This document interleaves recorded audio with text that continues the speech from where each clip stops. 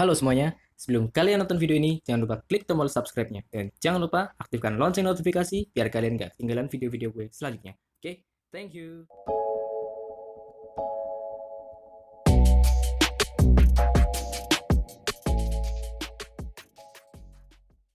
Halo, balik lagi di Viv, masih bersama gue Fajri di sini dan terima kasih buat kalian yang sudah klik video ini dan tonton sampai habis. Serta jangan lupa subscribe dengan cara klik tombol merah di bawah ini dan aktifin lonceng notifikasinya. Biar apa? Biar kalian gak ketinggalan video-video gue selanjutnya, oke? Kali ini gue bakal bahas kisah seorang miliarder yang merupakan pelaku pedofilia, pelaku pemerasan, dan perdagangan anak yang diduga mati bunuh diri di dalam penjara, yaitu Jeffrey Epstein. Pengen tahu kisahnya? Kita langsung aja ke videonya. Jadi buat kalian yang belum tahu siapa sih Jeffrey Epstein ini, gue kasih tahu tentang si Jeffrey Epstein ini. Kita panggil aja si Jeffrey ya biar gampang. Jadi pada tanggal 10 Agustus 2019 kemarin, Jeffrey ini ditemukan tewas bunuh diri di dalam penjara. Padahal kesehatan Jeffrey ini selalu dipantau dan mendapatkan pengecekan berkala selama 30 menit sekali cuy. Dan anehnya sebelum ditemukan meninggal, Jeffrey ini telah melakukan tes kejiwaan gitu loh cuy. Dan hasil dari evaluasi psikiater menyebutkan bahwa ia bebas dari keinginannya untuk bunuh diri. Namun muncul teori baru yang menyebutkan bahwa si Jeffrey ini nggak mati bunuh diri, tapi sengaja dibunuh. Karena banyak sekali para petinggi-petinggi negara, orang-orang terkenal dan bahkan keluarga kerajaan pun akan terancam jika si Jeffrey ini membuka mulut dan membongkar semua rahasia yang selama ini ia simpan. Jeffrey ini bersahabat dengan Pangeran Andrew yang merupakan anggota keluarga kerajaan Britania Raya dan beberapa nama penting lainnya, yaitu Bill Clinton yang merupakan mantan Presiden Amerika Serikat yang ke-42, Donald Trump yang sekarang masih menjabat sebagai Presiden Amerika yang ke-45, dan Harvey Weinstein yang merupakan mantan produser film berkebangsaan Amerika Serikat. Richard Branson yang merupakan seorang industrialis dari Inggris, Michael Jackson, Ehud Barak yang merupakan Perdana Menteri negara Israel, Tony Blair yang merupakan Perdana Menteri dari negara Inggris, dan bahkan Mohammed bin Salman yang merupakan seorang putra mahkota dari negara Arab Saudi. Dan masih banyak lagi cuy. Jadi siapa sih si Jeffrey ini? Pria kelahiran New York pada tanggal 20 Januari 1953 yang memiliki nama lengkap Jeffrey Edward Epstein yang merupakan pebisnis sukses dan terkenal di negara Amerika. Dan dulu sebelum ia sukses menjadi pebisnis, si Jeffrey ini pernah kuliah di Cooper Union pada tahun 1969 sampai 1971 dan dia belum sempat menyelesaikan kuliahnya ini dan dia udah pindah ke Cornell Institute New York. Di kampus barunya ini dia mengambil jurusan fisiologi untuk kesehatan jantung dan di sini juga dia nggak sampai lulus cuy. Dia memilih hengkang dari universitasnya. Namun mungkin karena kepintarannya ini, si Jeffrey ini diterima menjadi guru fisika dan matematika di Dalton School, Manhattan di tahun 1973. Nah, mulai dari sinilah ia bertemu dengan salah satu murid yang bernama Lynn Koppel yang merupakan anak dari pimpinan perusahaan keuangan ternama, dan akhirnya si Jeffrey ini menjadikan Lynn Koppel ini menjadi anak emasnya gitu di sekolahnya. Yang kemudian si Lynn ini disuruh memperkenalkan Jeffrey kepada orang tuanya. Namun karena perlakuannya terhadap anak-anak emasnya ini malah menjadi bumerang cuy, karena mungkin kepala sekolahnya tahu atau gimana, akhirnya Jeffrey ini dipecat dari guru pada tahun 1976. Ya namanya orang cerdas ya gimana sih ya, pasti nggak akan kehilangan akal gitu loh. Saat setelah ia dipecat jadi seorang guru, dia malah menemukan titik terang lainnya. Kemudian ia diterima di salah satu perusahaan yang bernama Bear Stearns. Selama belajar banyak tentang dunia keuangan selama kurang lebih 4 tahun di perusahaan tersebut, yang awalnya dia hanya karyawan biasa dan kemudian setelah 4 tahun dia bisa menjadi mitra terbatas pada perusahaan tersebut. Dan Jeffrey ini tugasnya adalah memberikan saran-saran keuangan terhadap klien-kliennya yang berduit gitu loh. Dan rata-rata bahkan semua klien Jeffrey ini merasa sangat puas terhadap kinerja Jeffrey. Namun karena dia telah melakukan pelanggaran berat dalam perusahaan tersebut, dia dipecat dari pekerjaannya pada tahun 1981. Setelah dipecat dari perusahaan Bear Stearns, Jeffrey dengan bekal pengetahuan tentang dunia keuangannya ini, ia mulai membangun sendiri perusahaan keuangannya di tahun 1982. Dan perusahaannya ini diberi nama J. Epstein & Co. Dengan adanya koneksi dengan klien-klien yang ia kenal di tempat bekerjanya sebelumnya, yang akhirnya perusahaannya ini berkembang sangat cepat menuju kesuksesan. Ia hanya menerima klien dengan aset yang lebih dari $1 miliar atau setara dengan 14,2 triliun rupiah. Dan kekayaannya itu nggak cuma itu cuy, doi juga punya penghasilan lain dari investasinya di perusahaan-perusahaan ternama, termasuk di tempat dulu ia bekerja, yaitu Bear Stearns. Dan dari seluruh penghasilannya, tercatat semua penghasilannya mencapai 7,8 triliun rupiah. Dan diantaranya adalah properti mewah yang mencapai 180 juta dolar, dan properti-properti tersebut tersebar di New York, Manhattan, Paris, dan di Virgin Island, Karibia. Pulau tersebut dibeli oleh Jeffrey dengan harga 7,95 juta dolar di tahun 1998 cuy. Dan Jeffrey ini memiliki jet pribadi Boeing 727. Jeffrey ini merupakan seorang yang dermawan sebenarnya cuy. Sangat memperhatikan dunia ilmu pengetahuan. Terbukti dirinya telah banyak menyumbangkan dana segar untuk sejumlah penelitian di bidang kesehatan. Dan Harvard University juga pernah menerima uluran tangannya berupa dana sebesar 30 juta US dollar untuk membiayai program Evolutionary Dynamics. Dia juga pernah memberikan dana untuk eksperimen biologi di Bangladesh, M-Theory di India, dan sejumlah penelitian partikel fisik di Afrika Selatan. Sementara untuk para ilmuwan unggulan, dia pernah menyelenggarakan konferensi di bidang kosmologi, kecerdasan manusia, dan asal mula kehidupan. Namun di balik kemewahan, kemegahan, dan sikap kedermawannya ini, Jeffrey ini memiliki kelainan seksual sih. Ia sering melakukan pelecehan seksual terhadap wanita-wanita muda di pulau pribadinya. Saking terkenalnya Jeffrey ini sebagai pedofil, masyarakat menyebut pulau pribadi Jeffrey ini dengan nama Pulau Pedophilia, dan menyebut jet pribadi Jeffrey dengan Lolita Express. Dan masyarakat juga bukan tanpa alasan memberikan nama tersebut. Tapi memang si Jeffrey ini sering kali menculik wanita-wanita muda dengan bantuan seorang wanita yang bernama Maxwell, yang merupakan komplotan sekaligus pacar Jeffrey. Dan selanjutnya membawa korban ini ke pulau pribadi milik Jeffrey, dan dijadikan pemuas nafsu Jeffrey menggunakan jet pribadinya. Namun para korban ini nggak cuma dibawa ke pulau pribadi Jeffrey. Jeffrey juga membawa wanita-wanita ini ke beberapa negara untuk ditawarkan dan dijual kepada klien-kliennya. Dan klien-kliennya ini bukan anak-anak alay di klub-klub receh gitu sih. Yang minumnya nggak seberapa tapi gayanya selangit anjing lah. Itu pun dibayarin kan. Namun diketahui klien-klien Jeffrey ini adalah politikus ternama, para pemimpin negara, dan bahkan anggota keluarga kerajaan pun menjadi sasaran Jeffrey untuk menjual wanita-wanita muda ini. Dan awal mula kasus hukum Jeffrey ini dimulai pada tahun 2005, di mana pada bulan Maret seorang wanita menghubungi Departemen Kepolisian Palm Beach. Ia melaporkan bahwa anaknya yang baru berusia 14 tahun diculik oleh seorang wanita yang diketahui bernama Maxwell. Dan anaknya ini diculik ke rumah Jeffrey, dan di sana wanita muda yang malang ini memang dipekerjakan oleh Jeffrey. Tapi pekerjaan yang nggak seharusnya dilakukan oleh wanita muda ini. Sampainya di rumah Jeffrey melucuti pakaian wanita muda ini dan menyuruhnya untuk memijat badan Jeffrey, yang kemudian ia diiming-imingi bayaran sebanyak 300.000 dolar atau 4,2 juta rupiah. Untungnya wanita ini berhasil kabur dan melaporkannya kepada orang tuanya, yang kemudian orang tuanya ini melaporkan ke Departemen Kepolisian Palm Beach, Florida. Laporan ini menjadi awal kasus penyelidikan terhadap Jeffrey selama 13 bulan. Pada Mei 2006, Kepolisian Palm Beach mengajukan pernyataan tertulis bahwa Jeffrey harus didakwa dengan 4 tuduhan perilaku seksual terhadap anak yang melanggar hukum anak di bawah umur dan perdagangan anak. Namun ternyata sama seperti di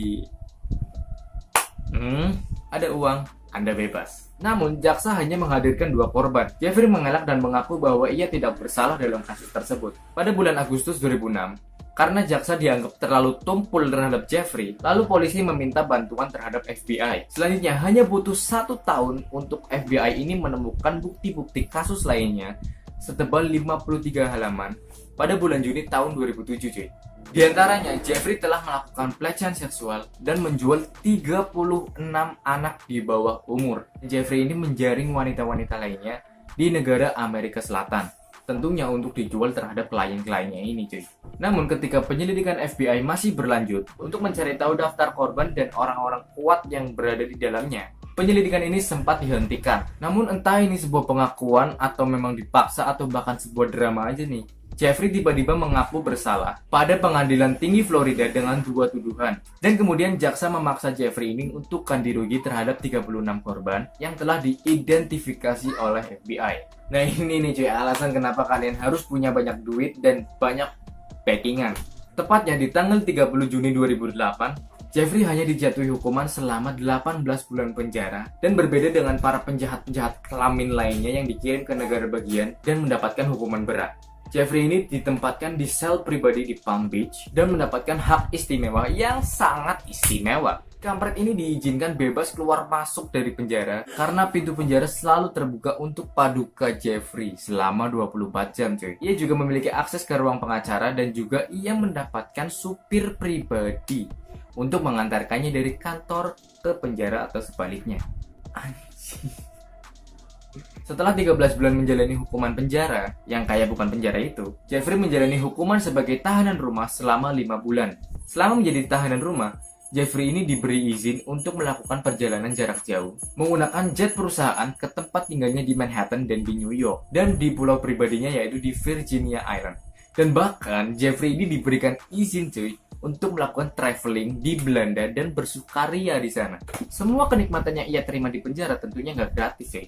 Kantor sheriff diketahui menerima dana sebesar $150.000 Amerika atau setara dengan 1,8 miliar rupiah. Gimana?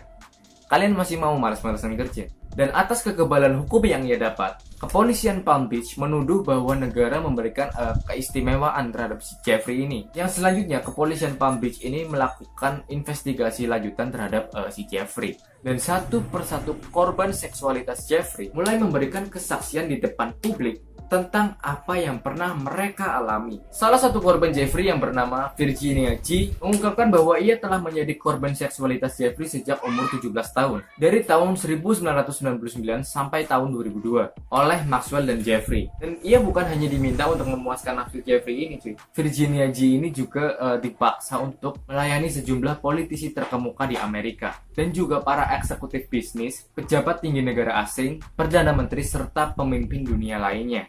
Dan ia juga menyebut Pangeran Andrew yang seorang merupakan anggota keluarga kerajaan Inggris dan juga pensiunan profesor hukum Harvard ini yang bernama Alan Dershowitz yang kemudian ya kayak biasa cuy, nggak usah kaget ya. Duanya ini menyangkal bahwa pernah berhubungan dengan Virginia. Korban selanjutnya yang bernama Sarah Ransom pada 2017 lalu, Sarah melakukan gugatan di sebuah pengadilan di distrik selatan New York terhadap Epstein dan Maxwell. Dia menuduh Maxwell menyewakannya untuk melakukan pijatan terhadap Epstein dan kemudian mengancamnya akan melakukan kekerasan fisik dan menghancurkan karirnya kalau dia nggak mau melakukan hal tersebut. Dan gugatan tersebut diselesaikan pada tahun 2018 dengan ketentuan yang tidak pernah diungkapkan. 16 April 2019, korban Jeffrey lainnya yang bernama Maria Farmer juga akhirnya angkat bicara. Maria mengklaim bahwa Maxwell tidak hanya merekrut gadis-gadis untuk Epstein, tetapi ia juga ikut melakukan pelecehan seksual. Maria Farmer menyatakan bahwa ia bertemu Maxwell dan Epstein di salah satu pertunjukan seni ketika ia masih mahasiswa di Manhattan di tahun 1995.